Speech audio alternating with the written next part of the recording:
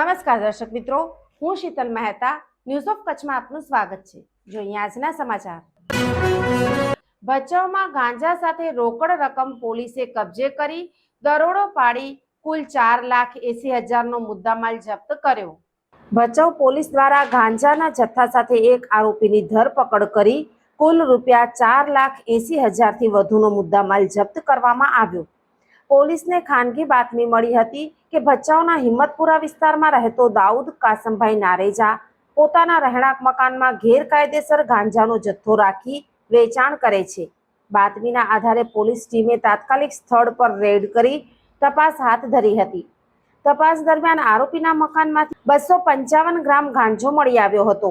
ઉપરાંત સ્થળ પરથી રોકડા રૂપિયા 4,77,500 પણ કબજે કરવામાં આવ્યા હતા। પોલીસે કુલ મુદ્દામાલ રૂપિયા 4,80,250નો જપ્ત કર્યો હતો।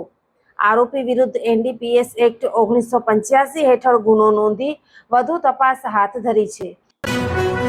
દર્શક મિત્રો, આજે તારીખ 24 મે 2026 આ હતા આજના સમાચાર। આવતીકાલે ફરી મળીશું, ત્યાં સુધી મને રજા આપશો। નમસ્કાર।